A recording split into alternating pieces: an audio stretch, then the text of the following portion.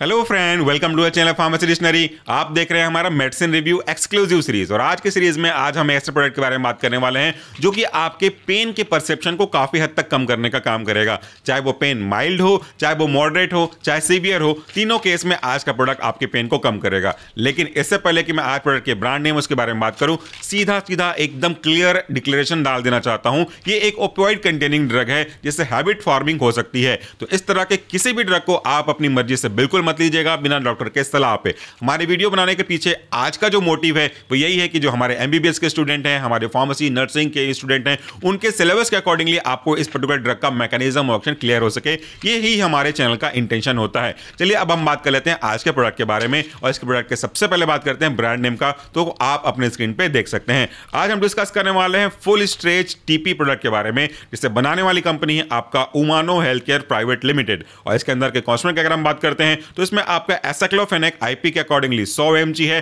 Paracetamol IP के accordingly 325 mg है, और आपका ट्रेमाडोल हाइड्रोक्लोराइड आईपी के अकॉर्डिंगली 37.5 mg रखा हुआ है। इसमें याद रखेगा ये जो आपका प्रोडक्ट है वो एक ओपियोइड कैटेगरी का ड्रग है, इसलिए हैबिट फॉर्मिंग हो सकता है। वार्निंग भी आप अपने स्क्रीन पे देख सकते हैं। Taking more than the daily dose of paracetamol may cause serious liver injury और liver damage, different types of allergic reaction including swelling of face, mouth and throat, difficulty in breathing और दूसरे तरह के rashes भी आपको paracetamol की वजह से देखने को मिल सकते हैं।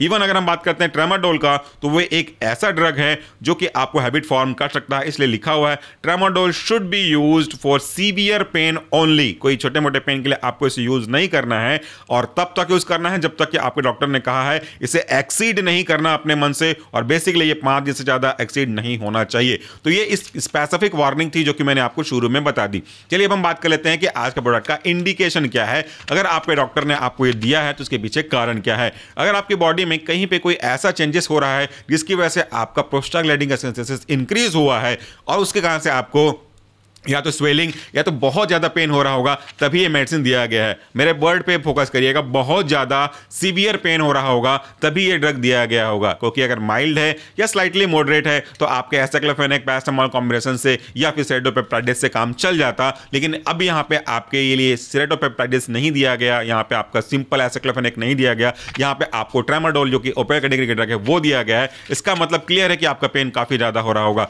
और ये पेन कई वजह से हो सकता है। इट में B severe arthritis, it may be fracture, it may be post recovery of from the operation procedure, या कोई और ऐसी प्रॉब्लम हो रहा हो, दांत निकाला गया हो, बहुत सीवियर दर्द हो रहा हो, या आपकी सेंसिटिविटी पेन के रेस्पेक्ट में बहुत ज्यादा हो, आप सह नहीं पा रहे हो, उस केस में ये ड्रग आपको दिया गया होगा। तो मैं फिर से कहूंगा, ओपियोइड कैटेगरी का ड्रग है, प्लीज इसे अपनी मर्जी से मत लिया करिए। चलिए अब हम बात कर लेते हैं कि इसके कारण क्या है, यानी कि पेन के पीछे का कारण क्या होता है, आपको पेन क्यों महसूस होता है। जब कभी भी आपके बॉडी में कोई फिजिकल या फिर इंटरनल केमिकल इंजरी होती है तो most of the cases particular part में, अगर हम बात करते हैं फिजिकल इंजरी की, तो उस पार्ट से निकलता है एराकिडोनिक एसिड। ये एराकिडोनिक एसिड कॉक्स पाथवे को फॉलो करते हुए बना लेता है आपके लिए प्रोस्टाग्लैंडिन, और ये प्रोस्टाग्लैंडिन पेन के लिए रिस्पॉन्सिबल होता है, इन्फ्लेमेशन के लिए रिस्पॉन्सिबल होता है, फीवर के लिए रिस्पॉन्सिबल होता है। इस प्रोस्टाग्लैंडिन के बनने के पीछे अगर आप बैक गियर में देखेंगे तो कॉक्स 1 या तो कॉक्स 2 रिस्पॉन्सिबल होते हैं। तो अगर आपको पेन नहीं चाहिए, पेन के परसेप्शन से आपको आराम चाहिए, दर्द नहीं चाहिए, छुटकारा चाहिए, तो आपको किसको रोकना पड़ेगा, आपके कल्प्रिट यानी कि आपके प्रोस्टाग्लैंडिन को रोकना पड़ेगा।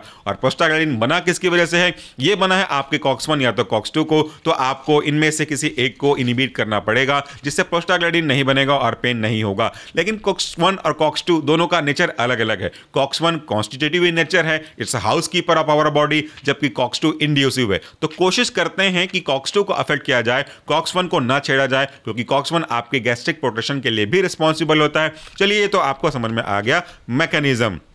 अगर हम बात करें इंडिविजुअल कॉन्स्टेंट के काम करने के तरीके को, तो चलो आपको और उसको भी समझाना शुरू करता हूं। सबसे पहला कॉन्स्टेंट जो आपका था वो था आपका एसाइक्लोफेनेक, जो कि NSAID कैटेगरी का एग्जांपल है। NSAID यानी कि non steroidal anti inflammatory drug, यानी कि ये नॉन स्टेरॉइड्स हैं, नॉन ओपियोइड्स हैं। लेकिन यही आगे वाला तो ओपियोइड्स है, तो ये नॉन ओपियोइड एनाल्जेसिक हैं। तो इसके काम करने का तरीका अलग अलग हो सकता है, क्योंकि इसके 3 मेन सब क्लासिफिकेशन है। पहला होता है आपका नॉन सेलेक्टिव कॉक्स इनहिबिटर, दूसरा होता है प्रेफरेंशियल कॉक्स 2 इनहिबिटर, तीसरा होता है सिलेक्टिव कॉक्स 2 इनहिबिटर। ये 3 मेन क्लास हो गए। चौथा बी क्लास है जिसका मेन जो नाम है वो यही होता है strong antipyretic, mild analgesic and weaker anti inflammatory drug, जिस कैटेगरी के अंदर एग्जांपल है पैरासिटामोल, और चूंकि वो भी इसमें इंक्लूडेड है तो पहले बात कर लेते हैं एसाइक्लोफेनेक का। तो ये आता है प्रेफरेंशियल कॉक्स 2 इनहिबिटर कैटेगरी के अंदर। और ये ड्रग क्या करेंगे, जैसा कि मैंने आपको बताया कि आपका प्रोस्टाग्लैंडिन बनता है या तो कॉक्स 1 या तो कॉक्स 2 के थ्रू या उसकी मदद से है, तो आपको दोनों में से किसी एक को इनहिबिट करना पड़ेगा।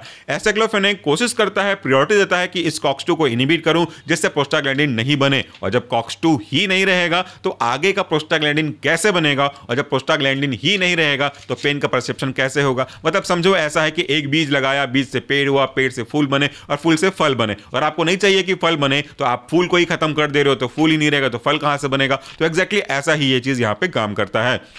और एसाइक्लोफेनेक आपको दर्द से राहत देता है। दूसरा जो कॉन्स्टिट्यूएंट है वह आपका पैरासिटामोल, आपका फेवरेट, आपका जाना पहचाना ड्रग। लेकिन यहां पे पैरासिटामोल के 2 एक्शन हो सकते हैं, क्योंकि NSAID कैटेगरी का ही एक ड्रग है, लेकिन इसकी सब कैटेगरी मैंने बताया कि स्ट्रॉन्ग एंटीपायरेटिक, माइल्ड एनाल्जेसिक और वीकर एंटी इंफ्लेमेटरी ड्रग है। तो अगर दर्द की वजह से बुखार हो रहा है, बुखार तो ऑब्वियसली होगा अगर दर्द ज्यादा है तो बुखार को भी सप्रेस करेगा। साथ में अगर ये एसाइक्लोफेनेक के साथ कंबाइन हो जा रहा है या किसी अदर NSAID ड्रग के साथ ये कंबाइन हो जा रहा है तो ये सिनर्जिस्टिक इफेक्ट देता है, जिसे हम कहते हैं combined effect of drug, additive effect of drug कहते हैं। तो वो पैरासिटामोल अब किसी और एनाल्जेसिक ड्रग के साथ मिलकर के काफी अच्छे तरीके से आपके पेन को मैनेज करेगा, यानी कि 2 दोस्त साथ में मिलकर के काम करेंगे तो काम अच्छा ही होगा। तो ये पैरासिटामोल बुखार और दर्द को भी कम करने का काम करता है। पैरासिटामोल भी एनाल्जेसिक कैटेगरी में इंक्लूड किया जाता है।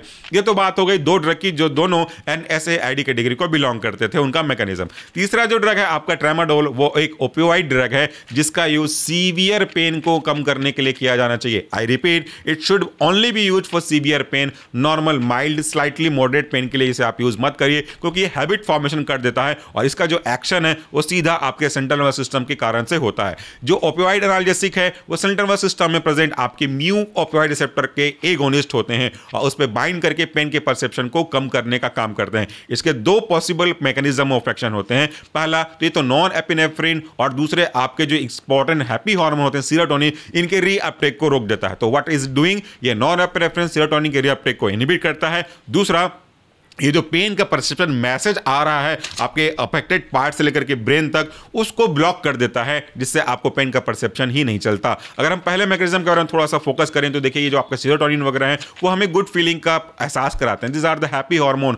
ये अगर रीअपटेक कर लिया जाता ड्रग को देने से पहले तो हमें उतना ज़्यादा हैप्पी फीलिंग नहीं होती या हमें गुड वेल का फीलिंग नहीं होता, और वो अगर रीअपटेक नहीं हो तो वो अभी भी आप काइंड ऑफ यूफोरिया के स्टेट में रहेंगे। तो ये जो आपका ओपियोइड है या ओपियोइड कैटेगरी के ड्रग हैं, जैसे मैं आपको बताया बीका, ट्रेमाडोल वगैरह, वो उसके रीअपटेक को इनहिबिट कर देते हैं, और रीअपटेक को इनहिबिट करके पेन के परसेप्शन को लेके आने वाले मैसेज को इनहिबिट करके दोनों तरीके से आपके पेन के परसेप्शन को ब्लॉक कर देते हैं और आपको पेन पता ही नहीं चलता। इसका मतलब ये नहीं कि पेन सॉल्व हो गया। भाई अगर मेरा हाथ कट गया है और दवाई खा लूँ, दर्द कम हो रहा है, बट इट डजंट मीन कि वो प्रॉब्लम आपका सॉल्व हो गया है। प्रॉब्लम तो परसिस्ट करेगा, बट पेन का परसेप्शन आपका धीरे धीरे कंट्रोल में रहेगा। तो इस तरीके से आज का जो ड्रग है हमारा काम करता है। शेड्यूल कैटेगरी का ड्रग है, इसे बिना किसी सजेशन के, बिना किसी प्रिस्क्रिप्शन के मत लीजिएगा, और अगर आपको डॉक्टर ने दिया है तो इसे आगे भी कंटिन्यू जब तक ना करें जब तक वो सजेस्ट नहीं करते हैं। Thank you so much for watching this video. नमस्कार, टेक केयर।